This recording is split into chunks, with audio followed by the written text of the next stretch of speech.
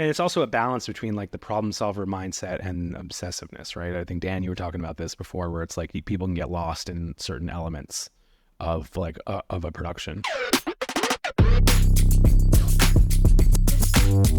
All right, welcome to the podcast. We have Michael today, who's a filmmaker, writer, and director. And we're here to talk about his creative process. Thank you for joining us, Michael. Yeah, happy to be here. Thanks for having me. Yeah. So if you could go through a little bit of your background and how you got to where you are today, just to catch us up. Keep it succinct. I'm kind of like a self-taught bootstrapping filmmaker. I started as a fiction writer. I had my first short story published while I was still an undergrad in New York, and I just by chance I had met an alum of my fraternity and of my school who was an independent filmmaker. I mentioned to him that people who read my fiction tended to compare the stories to films instead of narrative like fiction. And he was like, oh, you should make a short film sometime. I'll loan you all my equipment for free. And I was like, oh, okay. And, long story short, I took that short story to the, I went to Columbia, and as an undergrad, there wasn't a lot you could do in film, in screenwriting. There was some, but that it didn't really work for me. But in terms of screenwriting, there was a course where you could go to the instructor to kind of audition almost. And his requirement was that you had to tell us, you had a specific story you wanted to tell in the class that via which he would teach you screenwriting. So you couldn't just say, I want to be a screenwriter. So I took the story like in my hand. I was just like, here, I have the story that was just published. I want to turn this into a short film, and I have this filmmaker from the school who will loan me the equipment. And he was excited, and basically that I was kind of off. Like I spent that semester learning how to write a screenplay and adapting that story to that format. Along the way, a bunch of friends who I told I was going to make the movie were like, oh, that sounds cool, I want to help. And so I just remembered all the people that said that. And then at a certain point, I called in all those favors, and we were doing it. Just independently, just made a movie, a 15-minute neo-noir short. No idea what I was doing. Read a couple books, poked around on online forums, and it went kind of well. And I caught the bug for sure. And the reception when we started screening it, I got into like a few small film festivals, but nothing to write home about in terms of like the industry. But the general feedback from people were, including some friend, like one friend was like, I'm really glad I didn't have to lie to you, that this is like actually good, and I think you're good at this. I that was a long time ago. That was like 16 years ago, or so, maybe 17. And then shortly after, I met my wife, who's an actor who went to NYU for theater, and who then after that studied with pretty famous acting teacher. And we got together and we decided to make a movie together, and we've kind of been doing that since. So I write and direct, and she acts and produces, usually in the lead, or at least in a very large supporting role.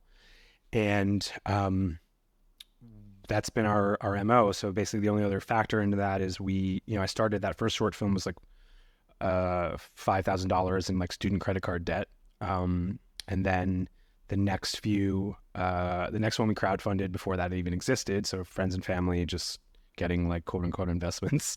And then we started crowdfunding. So basically the way that I've operated and the way that I've survived to this point, I'm going to, be at it, like I said, for like 17 years now, is, just to keep growing. So, the budgets have kind of roughly doubled with each short film, then up to features, and then kind of moved as we've succeeded in really direct audience building. I've been almost 100% independent most of my career, which has been mostly awesome. It's definitely not easy. But what it's meant is like we make a film, we deliver it to whatever audience we have at the time, starting with friends and family, and then growing into like a bit of a fan base. And then we kind of double our budgets and double our fan base like each time. up to the last few years where we started getting equity investors for micro budget features, which have also started doubling in budget, and we've doubled in audience. And it's like, that doesn't mean I'm making a full living at this point. It's I'm in the middle of a big push for that. And so this last couple of years in a good stretch of months, it'll be 60-40 filmmaking income to, I also work as a marketing consultant and a copywriter, or on the flip side, 40-60. A lot of times 50-50, it probably averages out to these days. And I've kind of worked my lifestyle around that, especially now that I have 2 kids. So next few years are going to be crucial for kind of like seeing where things go. When your friend like lent you the camera gear, did you have any camera experience, or were you just learned right there? He had a partner who actually works for the New Jersey Film Commission, and he was like, look, like, we're going to give you the equipment, but hire a few camera people and hire a sound guy and do this thing and that thing. I mean, at that point they'd made a couple of features. They, like, I wouldn't call them like, they were independent filmmakers. Like, they weren't like industry pros or anything, but they knew what they were doing in terms of like staffing up. And so they gave us a little guidance there, up to and including, like, I just hired, like, the guy who was my DP was just a friend who knew more terminology around photography than I did, but had really only himself had a really good friend who was an actual DP. And we were, 20s, 20. And so, when we got to set, like, there was a guy who kind of started, the A camera guy basically took over as the actual DP. And like, I'll be honest, like, for anyone listening, I was like, they gave us a couple of lights, and I didn't like even have plans for lights. The camera guys were like, are you going to do any lighting? And I was like, yeah, should we? And it was, where do you think this should go? yeah, exactly. And it was a black and white neo-noir. So we got kind of lucky there, because it's like we had 2, I don't even know if they were 1K. They might have been 2 like 500 watt tungsten lights.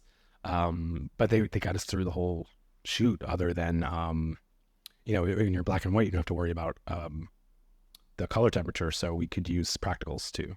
It sounds like you do a lot of, like, when you started out, like a lot of people, it's like build it as you go. Like, there's no, like, we have to wait till we have budget. We have to wait till we have the right gear. It's like, we want to make this now. Not only that, it's like even before I really knew what I was doing in these terms, like, my goal, I think it's because I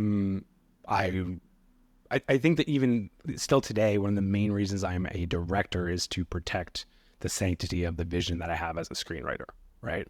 And it's probably just the same thing, but I'm kind of softening a little bit in these terms depending on who I'm talking to, but like,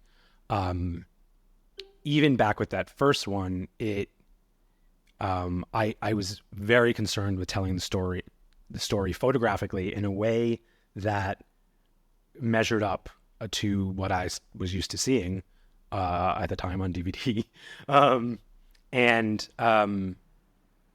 We didn't quite get there, but we got closer than we had a right to. And it's because of that focus. And even like, when I met Rebecca, who's an amazing actor, I started filling out the other side of that, which is performance, which I really, really focus on in terms of casting and rehearsing and stuff like that.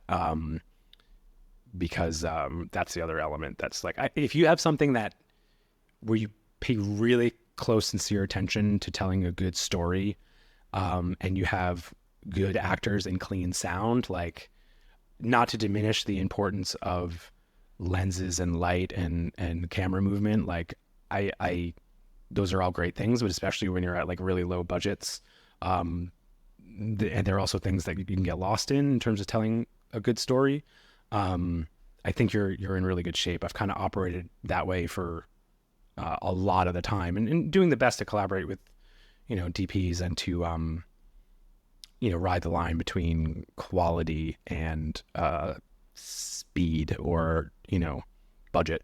Yeah, I think people get lost in gear sometimes. They're like, well, I need this. And then it just holds it back even further, because you just think you need more and more and more when you could just get it done, like you said, with great audio and a great story. Yeah, and I will say, like, I make very strategic choices, though. So, like, my second film, again, like, we had lights this time. we put a lot of work into it. I brought back the guy who shot the first movie as a cameraman, as a legit DP. We had a plan. We had storyboards. Like I learned a lot. But we also had one crucial scene where we had a dolly shot, and it's like most of the film was dialogue driven. But I always kind of, even at the low budgets, I always try to find some way to over deliver or to surprise people with something that's, again, very strategically done to move the story forward in a pleasant surprise kind of way. What is like you were talking earlier about the trying to make it look the same as you feel when you're writing it, and how is that process? Like you're writing this script and you really want it to look a certain way, and how do you make sure it translates? Yeah, I mean, look, that's the big lift, right? That's the whole thing. It's just, I've been doing this for a while. I've seen, a lot of peers drop off, like someone who's made 2 or 3 short films and then they stop. Someone who makes 1 feature and then they stop. Someone who makes 2 features and then they stop. The pool gets smaller and smaller. There's, in my peer group that I started with, there's not as many of us left. There are either people that are working in the industry or a handful of us left trying to like either break into the industry or do our own thing kind of in parallel or dip in and out, which is kind of where I'm at. What I see a lot of the times is someone will send me a script or someone will send me a short film to watch, and I'll start reading or start watching, and very quickly I'll just be like, they didn't make an honest go of this, which is, to me, it's really straightforward. Like when I decided I wanted to make movies, I want them to look like the movies that, even low budget or independent movies that I watched growing up. There's just something about them that qualitatively or even instinctually feels right, and so like there are different like things you can point to that don't log into that. So like really granular, I feel like a lot of people are almost separate to the idea of like getting hung up on gear and doing too much with camera movement. A lot of people will like early on, they just won't get close enough to the actors with the camera, or they'll just like, or they're, as much as I'm talked a bit about like run and gun lighting kind of, so to speak, they won't do it in a way where like you then kind of like look at it next to the frame of a professional movie and see if it's like most of the way there. Yeah, and you can't really settle unless you're, I guess, against time and budget. You're trying to really like get the most. I mean, you spend all this time making this script and writing this thing, and you don't want to just let it fall off at the end because you're not willing to like match it to something or look at different qualities. Yeah, and at that point, like, why are you moving forward? What are your goals? Like, do you, like if you want to bring something to, so I could talk about this now too, but like another thing that's been on my mind lately is just in terms of how I've reframed my own thinking is so like my first feature, I shot it myself. I'd never DP'd anything before, but I shot my own feature. It was the only way it was going to get made. I'd shot enough in my day job as a video marketing kind of predator to feel like I could pull it off, but I had to put a lot of work into, lighting. I had to like get some pretty serious, like a pretty great like B-cam AC kind of guy to like be with me every step of the way. And if you look at the results and put it against, like $1 million indie, it doesn't measure up. But if you put it against like a Duplass Brothers or a Joe Swanberg movie, where you're like, oh, this is a good story, the acting's really good, more so with the Duplass than Swanberg, the sound is solid, but there's just like the framing is all like on point. There's like an atmospheric feeling to it. And then once the guy got in and did the color grade, it was close enough, and then like the best that movie ever looked, and we screened around the country with that one, the best it ever looked was in the screening room in LA, because the screening room in LA knows how to juice every last ounce of quality out of a DCP, right? That's the only time I was like, oh, this is like, I got pretty close despite all the limitations, Getting pretty close is, like you said, is more than some other people are doing where they fall off. It's hard, it's hard. Like you gotta, consider myself fortunate that I can keep so much queued up in my brain all the time. Sometimes it's really bad for me. Like I've had some pretty serious like mental health episodes in my life because like I think I just didn't realize that it was like overstuffed in there. Um, but on I guess my mental illnesses have served me well when on set. Yeah, it's also like I think as a creative person, and whether you're content writer, director, filmmaker, photographer, like you always keep churning ideas. And when you're churning ideas, they all build up, and then you have this and that, and you're trying to stack so many things, and it really takes over. But it's hard to get rid of that, because I think that's kind of how you define yourself and how you get to the point where you're just creating as much as possible.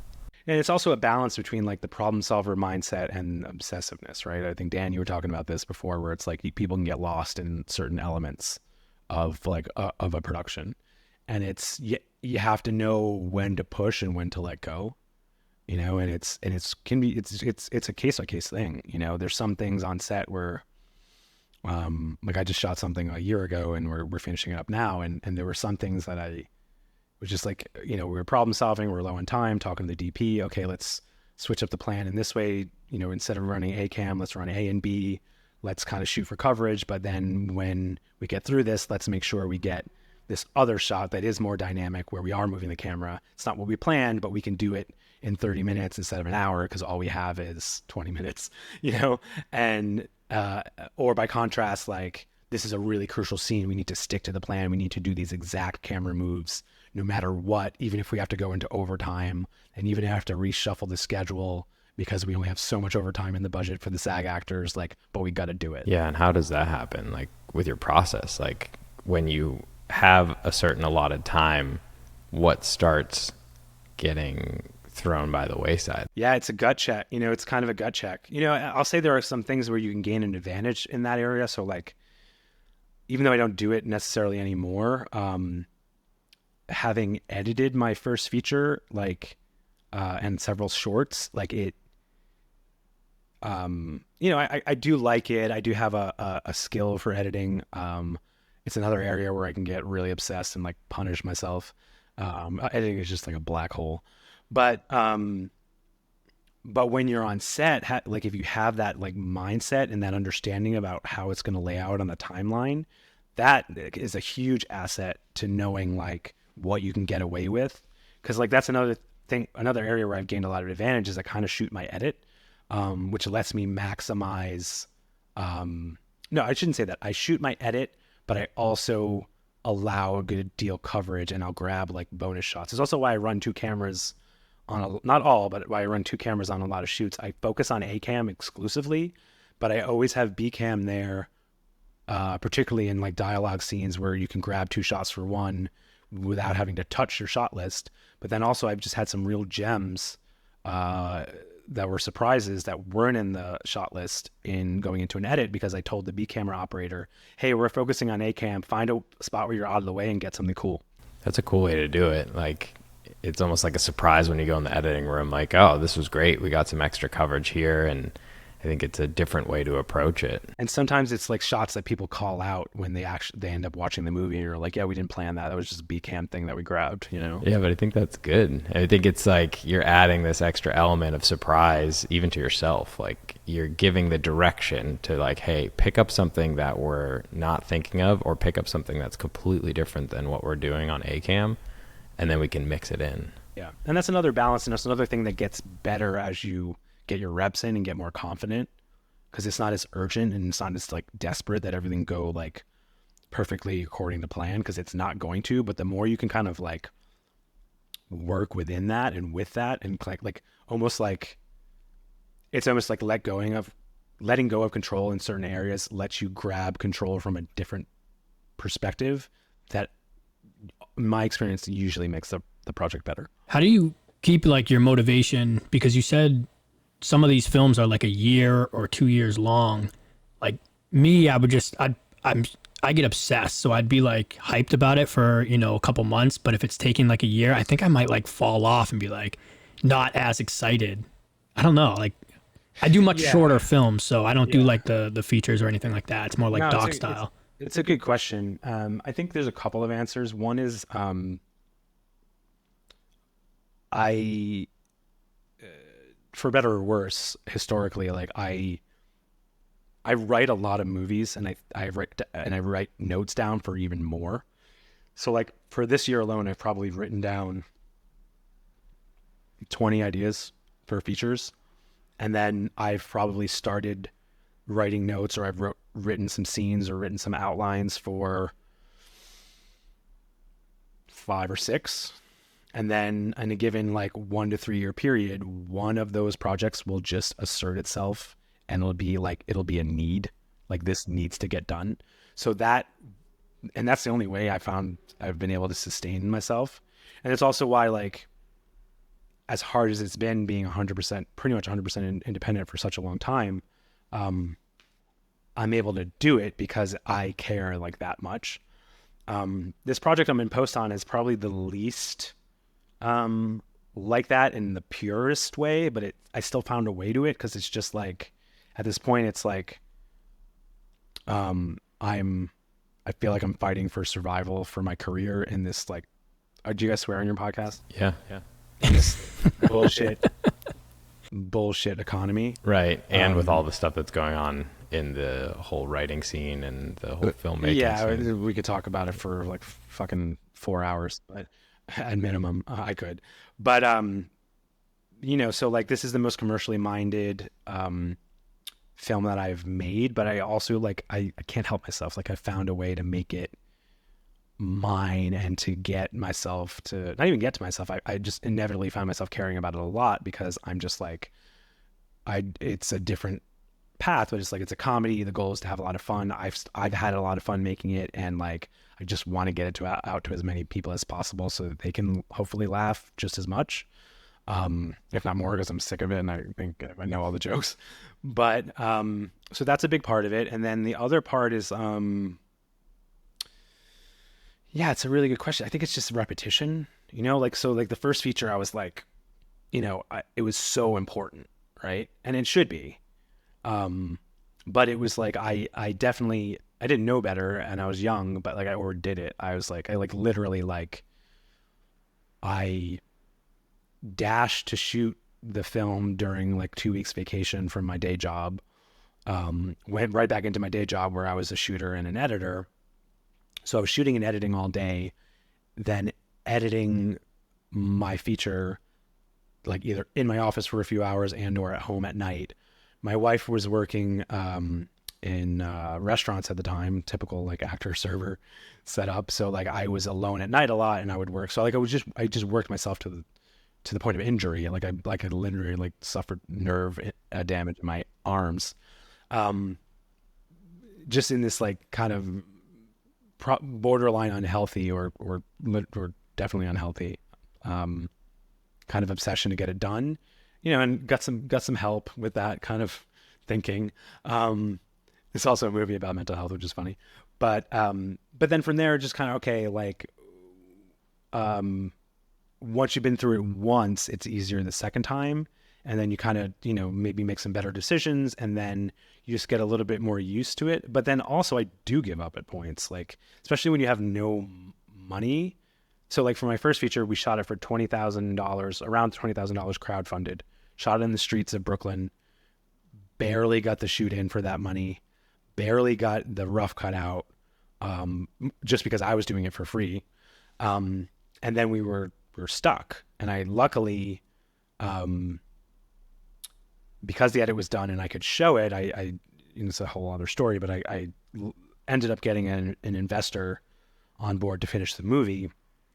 But there were several months before that where I was like, I don't know how I'm going to finish this movie. On that one, nothing. Both. I mean, look, so like, we had a plan, and I think we did come close. I mean, that movie played in 10 cities. It was a kind of an act of will that happened by Rebecca and I, but like, that movie, we didn't have any name actors. It was a low budget movie. The final budget to finish it was like $60K. one lucky break on one of the bigger film festivals would have been a different story in terms of the investor return. So he knew it was high risk, high reward. Another, we had a whole I'm a marketer, so like I had a whole sales and marketing plan that we executed that was thrown off by again, not knowing any better. It's very common, but like not even the distributor, but someone working for the distributor who I think lost their jobs shortly after, misleading us on some things in terms of like, your movie will be available on this date, and like organizing the whole distribution and marketing plan around that date. And then them saying, oh no, I never said that. And then, so that threw it off. And then it still did kind of work. And if I knew what I knew now, I would have thrown like $2 or $3 grand in Facebook ads at the VOD release, and that might have been a profitable movie. It's almost good that happened, because now you know. Yeah, that's how exactly. That's how you get it. That's how you learn. And so the next time around, it's like it's a different value prop for the investor. It's like, okay, like you've seen what we can do. Now we're going to do it again, but we're going to do it with a little bit more knowledge about how to bring the film to market. And and it's also like I talk a lot. I kind of right now I'm doing it daily. The last couple of years I've been writing a lot online about this, what I'm calling like a startup filmmaker mindset, because I've been saying it for a while, but a lot of the marketing strategies and the funding strategies that I've employed are really from like that 0 to 1 like startup filmmaker mindset, where I'm like operating as a brand, or operating like operating like as a branded storyteller. And so like, because going back to what I was saying before, like the only reason I'm here at all, or still here, because I grew up middle class. I didn't go to film school. The whole Columbia thing was like well earned in terms of like how I killed myself in high school, and I was on scholarship. Like I wasn't still paying those bills. But I owe as much of my survival, I'm not going to say success necessarily, but whatever measure of success, and then my survival, to my results as a marketer, as a filmmaker. I think that's kind of like what happens in this world. Like I also I didn't go to film school. I don't have really a film background, and I just found my way and navigated through everything, which is kind of what you're saying. It's like you learn from experience, and it's like the best way. Like if you want to make features, you have to go make a feature. The tough part is like they're so expensive, either in straight dollars or sweat equity or both. So it's like you gotta learn a lot in between quickly, because you'd only get so many chances. Like a year ago, before I shot this movie, I was like, am I done? Like, am I not going to be able to raise any more money? Like, I'm too tired to crowdfund. I got a kid. I'm like going to be 40 soon. I'm like, not that I won't do it ever again, but like I can't do it right now. Right. And after you crowdfund so many times, does it feel like it's not? No, it actually gets easier. And it's not like your name's not tarnished if you didn't do well, right? It's just how much work do you want to put into it? Is that what you're saying? I have a handful of investors across 4 features, right? And if I want them to come back, I need to give them returns, and or if I want to bring in other investors, the first thing they're going to ask is like, well, do your films make money back? And you have to be able to demonstrate that if you want to keep making films, or you crowdfund, or you zero budge, which people can do. Even as even though I'm saying like, oh, am I done? It's like, if this movie hadn't happened, the next likeliest scenario would have been I took a few years off and lick my wounds and like shoot something for like 5 or 10K in savings, or a split of that and crowdfunding, and I would have found my motivation again. But that could have also been 5 years later, because I got, at the time, 1 kid, now 2, but like versus like actually giving up in total. And I also have an advantage in that I can always write a book and be happy. Not 100% happy because I love filmmaking, but it's not like I had no outlet. Is that something that you've always had, this like writing, this ability to just write, and like you've always wanted to write, like when you were way younger before college, or is this something that's new? Yeah, I've been at it like probably since as early as possible. It's like, I wouldn't say it's 100%, but I would say a majority of the capital W writers that I know or that I've studied, like we come by it honestly, but it's like a response to some other emotional need in the home environment or elsewhere. So it's like I had some issues that I was dealing with and taking on, and um, it was I think a natural like response to kind of make some sense of the world or get some emotional safety and stability. Um, yeah, and then and then it kind of becomes an obsession or part of an identity. And for me, like I think the turning point was I was really into team sports growing up. Around like junior year of high school, I was starting to get attention as a writer, and whereas I had really only gotten attention before from athletics and just like broad academics, and writing was something I really loved. And when people were like, "Oh, you're good at it, you could do this," I was like, "Well, really?" And also like, I was mature enough at that point to know that I was probably not even going to be a college athlete, never mind like beyond that. So it's like, why am I? That was your whole thing. It's like you really liked. It's why am I putting so much of my identity into this thing that's going to end like senior year of high school? Whereas it didn't have to. Like I dropped some sports and kept others, but like it just wasn't my focus anymore. I turned to journalism and creative writing, and that was a big decision. And I think a big part of getting into the hugely competitive like undergrad school that I got into was they told me that my essay was a big part of like why I got in, and that was all about my identity as a writer, and it wasn't, I did not pull punches in that essay. I didn't say like, oh, I'm a writer, it's great. I was like, this sucks, but I also love it. It's who I am. I think They're probably not used to hearing that much, so that stuck out. Yeah. Kind of how a lot of people are in the creative fields is it's like, I mean, we like to say all these great things about it, but there's a lot of brutal realities in it. I mean, it's not just like all sunshine. Right. They see the finished product at the end. That's what everyone sees, but they don't see the journey to get there, which is like in feature films or any of that stuff. It's like there's a lot of legwork that goes into that. Yeah, and the films are like, it's this the reason I think I got into film is it's like, for me, it's like it's the best balance of like my different sides. So it's like the part of me that love team sports, I get to collaborate on a set. The part of me that likes to problem solve and gets like juiced from it, like I get to do that on set. The part of me that likes to be in a leadership position and for a good reason. Like I was in leadership positions when I was younger for like my resume, or because I was just like, oh, if I don't do it, this guy's going to do it, and you don't want this guy doing it, and it's like, but with the film, it's like, oh, I'm doing this to pursue this vision, which the writer put together, which is like part of like my core self, right?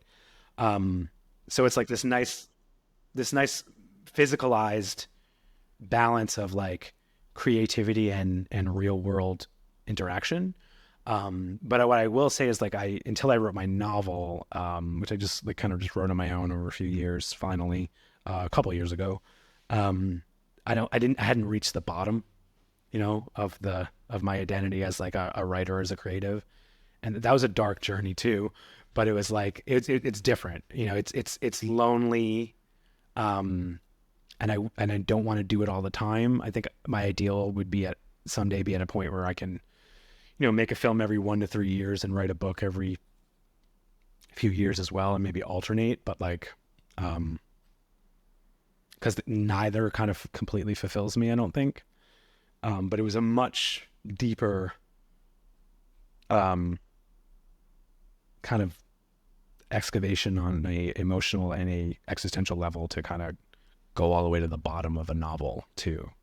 Yeah. And have you done that in filmmaking, you think? Have you gone all the way to the bottom? I don't think I have. And the only reason is because of budget. I don't ever cite budget as a challenge, and I still don't. It's just that I don't think I can get to that. It's also like a privilege, like Christopher Nolan can go as deep as he wants anytime that he wants because of what he's done. Right. And it's like, I think it's hard with film, especially with independent film, because you're not in the system and you don't get as many reps. You have to make the most out of the ones that you get. But you really have to, I think you really have to earn it. And I'm just getting to the point where like, so I'm redeveloping and repitching a movie that I've been working on for a few years. That's the budget's in the low millions. And if you go back even like 5 years and told me I would have been doing that, I would have been like, all right, dude, who do you think you are? But now it's like, I feel like I could step up to that. And I actually feel lucky that a few years back when this movie almost happened the first time, that it didn't, even though that was really hard for me. And I really struggled in my life. Also, I was making it too important. But I don't know if even just having shot this last movie last year, which even though it's still technically micro budget, the scope is just bigger. And I think I just grew as a manager of the set. Now I feel ready to like take that on and go to that. But even then, like, even if we get 3 or 4 million for that movie, it's not, I wouldn't say it's going all the way to the bottom. I think you have to, it depends. I mean, if you're doing that, if you're doing that even on a budget's not necessarily the point. It's the time that it affords. Right. So like someone could shoot on Saturdays for like 3 or 4 years with like one actor putting together this beautiful tone poem, and they could feel like they're getting to the bottom of it. I don't know how many people are going to watch that, but maybe a lot of people would. I don't know. Yeah, you never know. I mean, some people are into weird things, I guess. Yeah, I think it was interesting that you said you're repitching something. So like you pitched a film, and what happened? Like it just didn't make it to the end goal of how much you needed, or it just wasn't ready. And like, how do you go and repitch something like that and know that it's going to possibly succeed? Yeah, I mean, it's a choice, right? But it was part of the revised plan. So like I wrote this movie. My first feature came out, and then I wrote this. I met a producer in New York. I was living in New York at the time. And he's like, I really like this. I think you're talented. I'd like to work together someday. You can send me a script when you have one. And so when I had the script a few months later, I sent it to him. He's like, I think there's something here. And so we developed it together for a few drafts. And he was like he was and is a legit producer. He had been on the producer team for like, I think it was a $4 or $5 million movie with an A-lister at the center of it. And so we wrote the movie to bring to that same actor. And so the gist was, I had made one feature, it was good, but it didn't win Sundance or anything. So I was basically a nobody to both Hollywood and independent financiers. So the way in for this movie at I think at the time we were looking for 1 or 2 million, was to get this actor on board. And so we finally got the script to him, to his agent. His agent liked it, and we were like, oh, we might be making this movie for $1 million or $2 million. Then it had to go to his manager, who also liked it, but said he just made a movie that's similar to this, so it's going to be a pass. And so it went from like, oh, we might make this $2 million movie, my whole life might change, to back to square one. And it's just one person that basically... Yeah, and in the meantime, we had gotten investments. We got a decent amount of money in to start making the movie, but not anywhere near $1 million. So do you rewrite it for another actor? Is that the plan, and that's what you're trying to do? No, I mean, when I say it was written for the actor, it was written to be attractive to him, but we didn't change it after that. What we did do after that was we spent another kind of like year and a half back channeling again to a few other actors who this producer had access to. And literally like months, I mean, especially if you're back channeling, it's like months can go by before you hear back. You have to send like 20 follow-ups. And some people we just stopped responding to. We're like, clearly it's a no because you're not reading the script. And then we hired a casting director out in LA. And again, another couple of times we thought we were getting close, never did. And then so long story short, after a couple of years, we had no movie and we burned through like $25,000 in development money. And I was just, I was miserable. But what ended up, I developed severe chronic insomnia. But out of that, I came up with the idea for a different movie that I wrote quickly, like really quickly. And I went back to my producer team. By then, there were two other. There was another producer, so there were four of us, including Rebecca, producing the movie for free. And I went back to them. And I was like, "Look, I wrote this other movie. I think I'm going to take it to the investors as a new pitch and be like, hey, this original one is not happening, but this movie is a lot like that. It's just smaller. So let's make this movie and increase our credibility."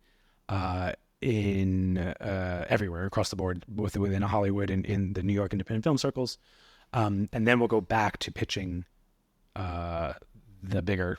They're both romances, the bigger rom-com, and so we did that. That's the movie I think that we connected about, The Sleepless, and it, COVID happened and blah, blah, blah. It was finished in the middle of COVID and stuff, but. Again, we were like two specific, like lucky breaks away from really breaking out with that one in terms of industry recognition. But again, enough people of the right sort saw it and enough audience saw it, and we got enough good reviews critically and by the audience that we did succeed in raising our profile as a team. We also made a movie for like $100K that looks like it could have been made for up to like $1 million, and that has impressed some people. And so, but even for us, we were like, oh, we don't want to go back and make this other movie for this that's on the same scope of story. Like, how do we grow as filmmakers? I talk about how I always want to be growing.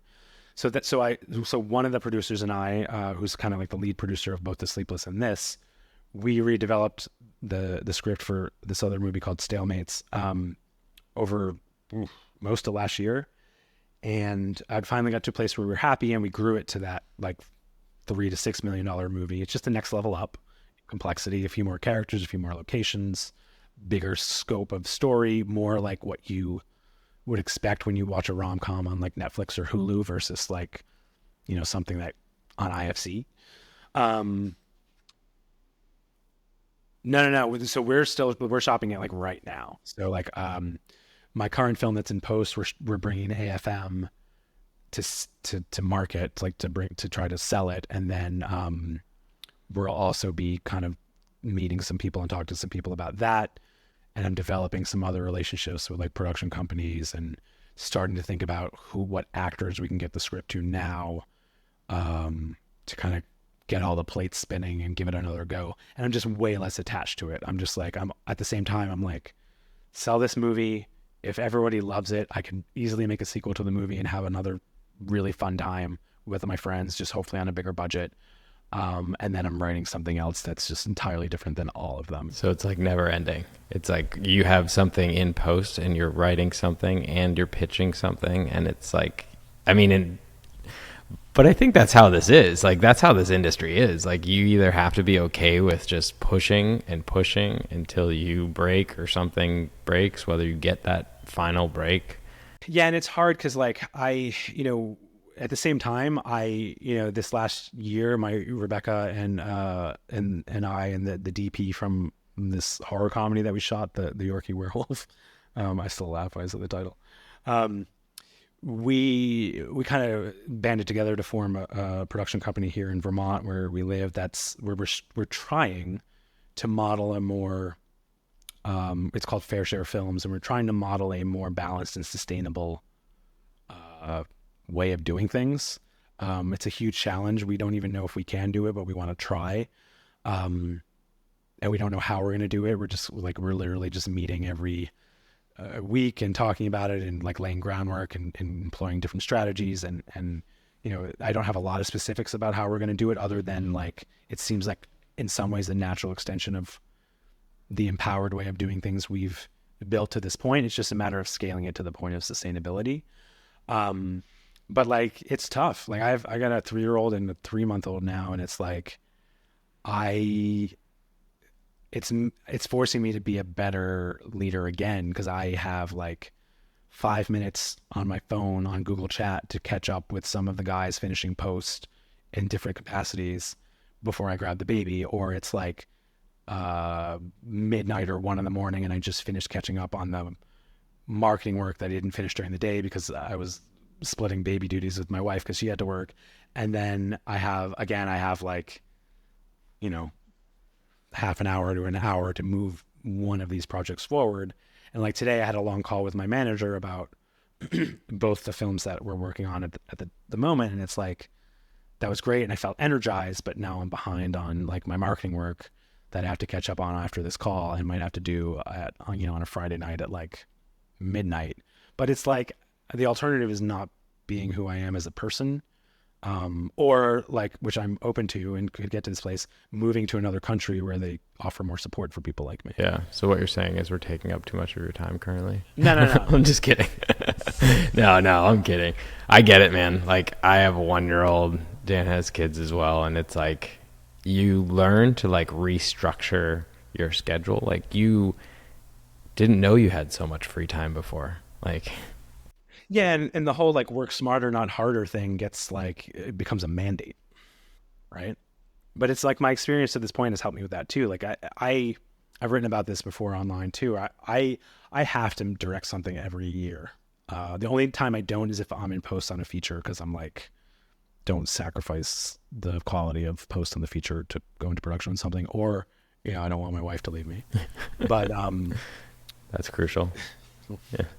Yeah. I mean, you got to keep everybody happy. But I love that. I was going to bring it up earlier, but with your wife too, it's like, not only is she an actor, but she, I'm assuming, pushes you as well to like do what you do and be creative, and because you guys are working together, which is super important to have that significant other support system next to you. It seems like she really is. Yeah, it's been indispensable. And it's like, it's one of those things too where it's like, if my life were different and I were single, like, first of all, my work would be different. It wouldn't be the same. Like, I wouldn't be the same person. But second of all, like I would, it's hard. Like, I know a few people who have spouses and families that are still working, but a lot of them are, maybe they have a boyfriend or a girlfriend or a husband or a wife, but they don't have kids. Or if they do, it's like, again, there's only a few of us that are still working, unless you break out. But yeah, you first of all, you need someone who gets it and isn't going to like rake you over the coals for having a vision that you need to pursue. But then it's on us to listen when they're like, hey, like, you're going too far this way with it. But it's pretty indispensable to have someone you can also collaborate with specifically on the work. It's hard too, and it's also like, what I want to say, it's you need to be careful then of making time for your life outside of it. We fell victim to, I think, earlier in our careers, where it's like, we were very professional on set to the point of people not even realizing that we were together until like halfway through a shoot. But like when you're on set all day and then like producing at night, it's like, you're not going to dinner, you're not having those like regular conversations. You got to be careful about that. Yeah, your real life it falls by the wayside. You got to put it first. And the film industry does not support that in most ways. So there's a whole other thing we're doing at Fair Share Films where like, so both of my last two features, the one we shot in 8 days, the one we shot in, how many days we shoot, 16 or something. We set the goal and mostly achieved it most days of like, we're not going into overtime, both for financial reasons too, but mostly for to treat people well, and in the idea of getting them through the 14 days like intact. Or the 16 days intact is, the SAG actors would work their 8-hour shift, which also meant that the crew, which always has to put in more hours, are doing more like 10 or 11 versus 12 to 14, which is a little bit more normal, which is not like, it's more like French hours, I guess they call it.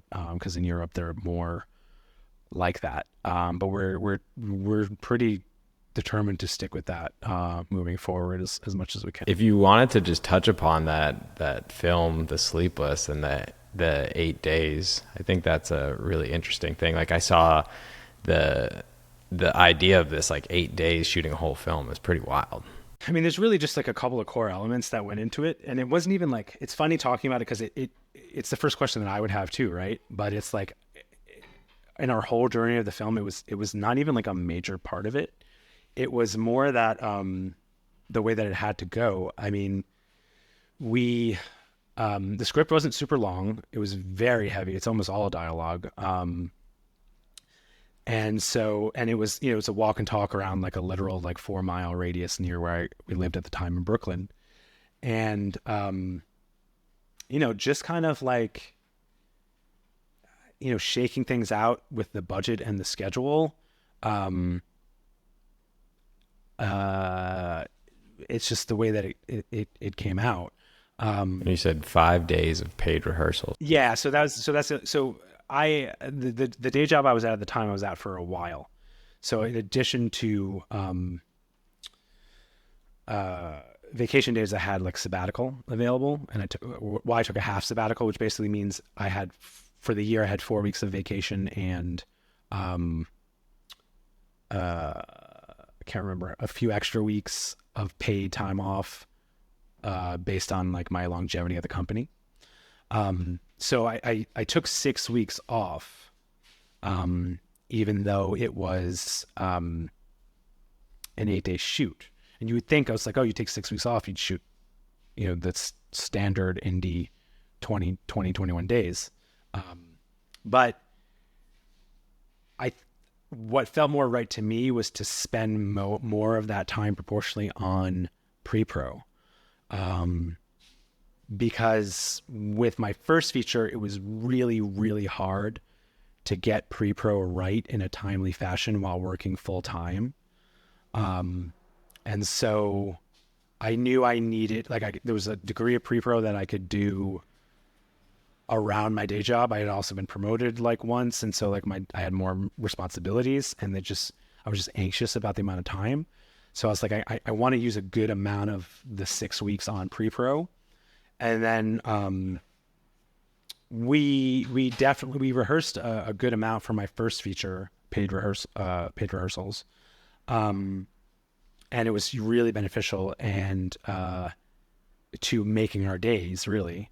Cause that was also very dialogue heavy. So I'm like, let me give the actors as much support as I can so that I can hurry them along, but also get them home at a decent like hour, or after a decent amount of time. So with the Sleepless, when all that, you know, locations and location fees, like that was a factor as well. When it all shook out, I was like, okay. And I always reserve, even going back to my first feature before I even knew any better, I made a good choice about this. I always reserve 2 days for pickups or overruns, minimum. So everybody knew that even though it was an 8-day shoot, I think the actors in particular knew, like Nyambi, who had a busier schedule as an actor, and was in every scene. He knew that we might need another day or two, but that also would have cost me a good amount of money in OT. So yeah, I mean, the paid rehearsals were so I for the first time ever with that time off, I could focus exclusively on pre-pro. So that was huge to maximizing prep for the 8 days. Right. So you're like, you're basically prepared and more well prepared going into it. Yeah. And then the rehearsals were also huge. And then, you know, by then we'd gotten much better at hiring. You know, you learn, you make your mistakes with the short films, and you learn how to spot bad hires. And we had one bad hire on this one too. You can't avoid it sometimes. You know, there was the makeup artist was like, after the first few days was like, this is different than what and we were like a great indie shoot, but she was like, this is different than what I expected, and blah, blah, blah. And I want to talk to Michael, and blah, blah, blah. This was the line producer and the producer coming to me. And I was like, I don't want to talk to her. I'm busy. And they're like, well, what do you want us to do? And I was like, what do you want to do? And they're like, we want to fire her. I was like, okay, fire her. And, you know, because like we're busy making the movie. Like, she's not making the movie at this point. She's don't have time for the makeup artist to. Yeah. Yeah. And not, you know, look, like if it's not a match, fine. If she misunderstood, fine. But like, we got to make the movie. But otherwise, it's just like from the top down. Because like my producer in The Sleepless is a good friend of mine. He's not there right now, but he was in LA most of his career. He has produced most of the movies he's produced are at least like $4 or $5 million. He's produced several or been on the producer's team for like $10 million movies. He was on set, like sitting in a camper's chair, like that we got at the 99-cent store, and on $100,000 movie, like acting as a producer and AD. And he was a good sport, and he believed in the project, but he was like, there were certain moments where he was like, I didn't know it was like this, and it was like, but he ran with it. And then our line producer was indispensable, and just kind of on down, you hire the right people, especially for something that has our like sociological, I would hope with The Sleepless, it was part of my goal, like artistic merit. It's like the Yorkie Werewolf. It's like we did hire well, but like, we hired about a lot of young, hungry, passionate people that didn't have as much experience because the talent pool is just different in Vermont than to New York. But like, they really cared because they were having a good time and learning a bunch. But like, it was a little bit more on me to like manage the set and maximize resources, because I couldn't necessarily count on. I mean, I could, because like everyone was like really having a good time and really wants this like silly movie to get out there and like, other people to have a good time. But it's not the same as like The Sleepless, where we're talking about like major issues of concern to me as an artist that made it into the voices of the characters, right? If you have the crew that read the script and like share those opinions, it's easier for them to like lay it on the line for you. But that's also comes with a responsibility, right? So that's the other element of, we take, regardless of budget, we're really kind to everyone. We're really appreciative. I say thank you as much as possible. Whenever I need someone to change something, I try to be as constructive with criticism as possible. I try to be patient with people, respectful. Like, I never put my vision for the film above being a human being. And so like, again, even like when we're on the Yorkie Werewolf, like Rebecca and I were upset at many points during that shoot, because it was just the messiest shoot we've had in a while, because like we were doing a lot on a low budget. We were in a smaller market where there were gaps in the talent pool, at least in terms of experience level, and we felt like it was messy. But then the feedback that we were getting from cast and crew was that the shoot was very organized and they felt very like heard and respected, which is just how we operate. So like our like B or B plus to them still felt like an A. And so like that's a big part of it too. And then when you get on set, it's just like, I guess the only other element I haven't talked about is, the script was written to move quick. It just, it needed the rehearsals for the actors, and it needed actors who could handle the, great amount of dialogue. They joked about it, but also like, I think they struggled a bit, nobly, not in terms of like not being able to pull it off, but explicitly. Like Rebecca, I knew, had deep theater experience. She had deep training in theater, off Broadway and stuff. And then Nyambi, when we interviewed him, or when we worked with the casting director to cast that role, we kind of set it as a mandate that whoever we make offers to, or whoever we meet with, like they need to have deep theater experience or training or the equivalent, right? And he did. So I think the only reason it worked was like he and Rebecca were real like live theater pros who could handle that much dialogue at once, and still be in character and not like crack up, or crack, I should say. And then the last element, photographically, being really strategic about planning and execution. So like the DP, again, every DP I talked to in interviews, I was like, look, I'm going to ask the impossible here. They're going to be walking and talking. I think there's a lot we can do to kind of keep mobile and keep fast. Like I want to shoot most of the movie on a gimbal. Well, we can do some other, like we can do some tripod shots or the equivalent, even if it's like handheld, but like, yeah. Is that a timing thing too with the gimbal? It's like to make it quick. But you know what? The woman I hired, she was just like, she was, I mean, Tina DiLucia, don't, hire her by all means, but just as long as she's available the next time I need to work with her. But, we vibed, and like, she had this great combination that I think is pretty rare in DPs, where she was like chill and rolled with things, but also her expertise and her confidence were just so, palpable on set. It's just like, okay, we got to keep mobile. The gimbal, got it set up. The camera, I know everything that this camera can do. We're going with this Fuji X-T3 odd choice DSLR to shoot this whole movie, and we've got these 2 or 3 lights, and we're shooting black and white baked in, so we don't have to worry about that in post. And like these really big decisions that made confidently and executed with precision just paid off. And the other element with our scouting, and because I had a shot list, but I didn't storyboard because it didn't really make sense to, and I'm glad we didn't waste time on it. But it, another thing I try to focus on, even going back to my first feature, is like, okay, we're not going to be able to do anything fancy. We're not going to have time for a lot of camera moves. We're not shooting on the biggest, best camera model. We don't have the biggest, best lens of the day. Lens of the day, I don't know what that means. Lenses are lenses, but I guess they still make cool new lenses. But our compositions are going to be really tight. Like they're going to feel significant. Like I did this other podcast interview a few months back about like where it was a student project, and they were talking to different filmmakers about how Kubrick had influenced them. And a big part of my conversation was how much he focused, as someone who started in photography, on like beautiful compositions. And so with The Sleepless, like if you watch it, you'll see that even though there's not a lot of cuts, I mean, there are plenty, but like we really focused on keep the camera moving along with the actors, only move the camera if you have to, but like the actors are moving a lot of the movie, create space for the actors to perform and to build their relationship and to tell the story, stay out of their way, don't cut around things if you don't have to. But like, I wrote the script with specific beautiful locations in mind, which is another big element. Like, let's move them around to these beautiful locations at 2 a.m. in this like really studied black and white photography. And then let's just put a lot of effort into the compositions themselves, feeling like these beautiful moving like photographs.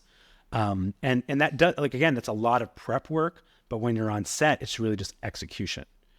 So it allowed us to kind of still move relatively quickly because we weren't trying to do anything fancy. We were trying to do some things simple, well, and beautifully. Yeah, and I think by building the right team, you're able to make those things happen. It's like all about, like, you can write the best script ever, but if you don't have the right team. Yeah, and I can give you a really specific example on the production side too, where like one of the first couple, so we had this, you watched at least some of it, right? So you've probably seen this part. Early on in the movie, they take a very long stroll, and they're just met, and they're walking and talking before they decide to like go to the park. I don't remember. I think that's when they go to the park.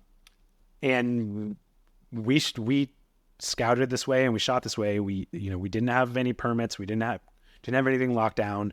I happen to live in one of the rare sleepier neighborhoods in New York City where you can get away with this. Yeah. And everybody showed up at like 1:30 so that we could roll at like 2:30, like an hour to get going. And we had one production vehicle, which was like a rented Jeep, and the line producer and the producer and the makeup artist got in the Jeep.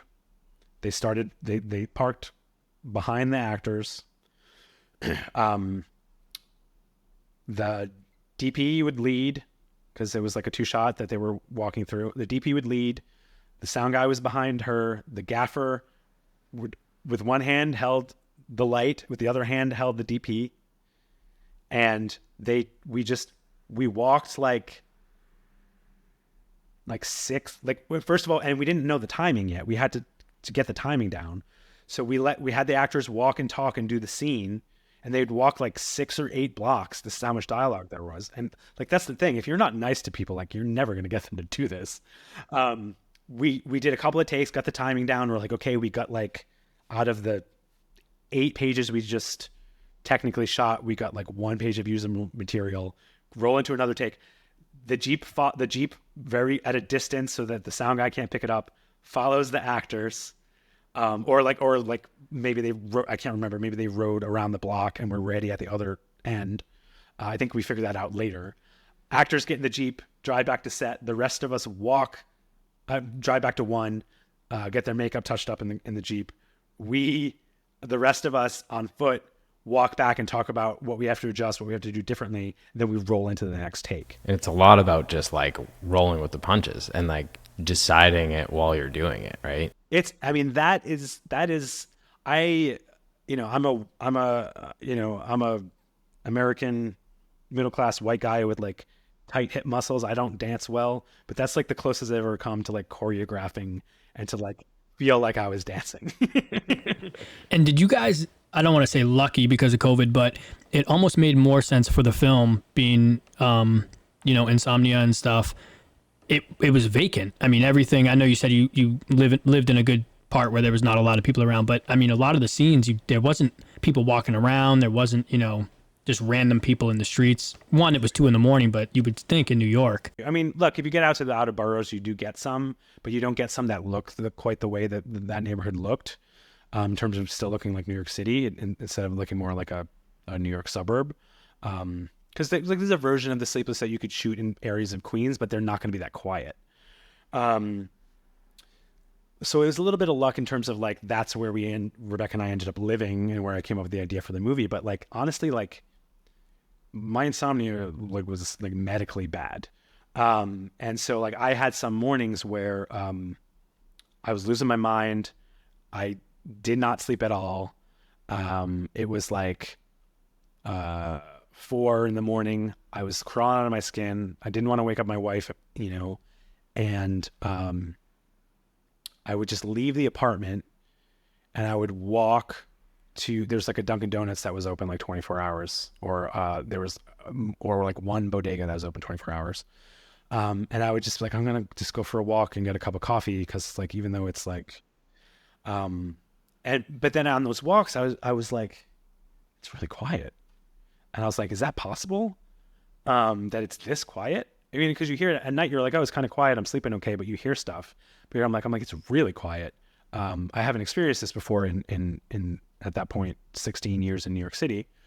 And then, and at the same time, it's like, oh, this is really beautiful. Like the architecture, this bridge, this like church we just walked by, this tree that's in the middle of a Brooklyn block with these incredible like weeping like leaves. We're right by the park, which like technically is closed, but there are people like in there, and in this area there's not too many people doing drugs in the park that I know of. And that's kind of where I got the idea for the movie, where I was like, oh, I could set something like what if like someone like me was out like this in this moment, and then there was a woman, because I'm a straight man, but there's a woman who was similar, and what if they met, and what if instead of it being weird or after it was weird, they just hung out. And like, the Before trilogy is a big influence on this movie clearly, and I'm a big fan. I think that was in the back of my head too, where I was just like, oh, I can make like my version of that, or Medicine for Melancholy is another one. I think it's a good way to like express the things that you're going through. You throw it into like your art that you're making. Yeah, and like I usually like hedge against that whole thing, because I'm like, I think the way some people can hide behind it, some people can like make it seem a little bit, they're a little casual about it.